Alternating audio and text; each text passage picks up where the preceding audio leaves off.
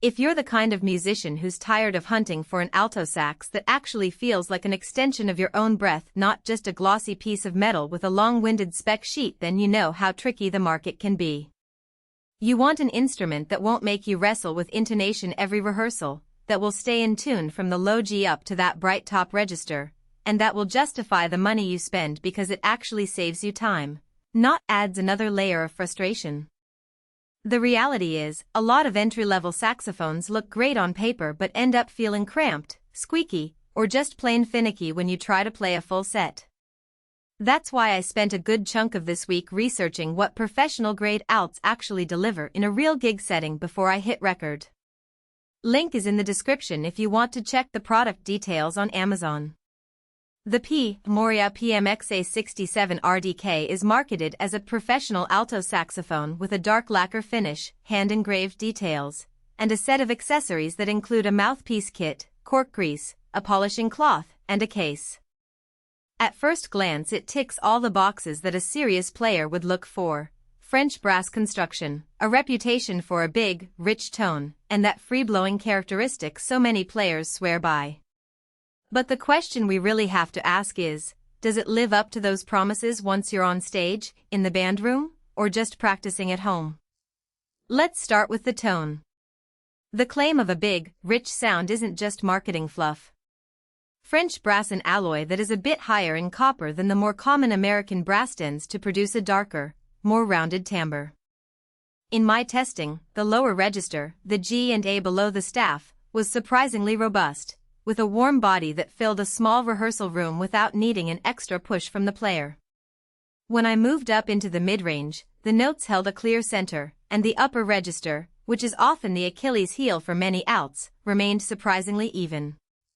I could play a soaring alto solo in a jazz combo, and the instrument didn't give me that familiar pinch that forces you to overblow in the high register. The free-blowing nature meant I could sustain long phrases without feeling the instrument bite back, a real advantage when you're working long sets or teaching a class where you need to demonstrate tone for hours on end. Now, the ergonomics. The key pearls are a striking blue-green hue that catches the eye, and the hand engraving adds a level of craftsmanship you usually see on vintage instruments. But beyond aesthetics, the layout of the keywork feels very natural for players who have already spent time on intermediate or professional models. The distance between the octave key and the front fee is spot on, not too cramped, which reduces the chance of accidental finger slips that can ruin a phrase in the middle of a performance. If you're a beginner who is still developing hand strength, you might notice the weight a bit heavier than a student model, which could feel demanding at first. However, for anyone who's already comfortable with standard key spacing, the instrument adapts quickly. One practical strength that often gets glossed over is the included mouthpiece kit. Most manufacturers sell a saxophone and then expect you to buy a separate mouthpiece, which can be a costly trial-and-error process. The PMXA 67RDK comes with a mouthpiece that is well matched to the instrument's tonal design. In my hands, the mouthpiece produced a warm core with enough edge to cut through a band, meaning you don't have to hunt for a complementary piece right away. This also reduces the initial out-of-pocket expense, which is a neat bonus for players who aren't looking to splurge on a separate mouthpiece right off the bat. That said, there are a couple of hidden trade-offs you should be aware of. First, the lacquer finish, while beautiful, does require a bit more care than a plain brushed brass.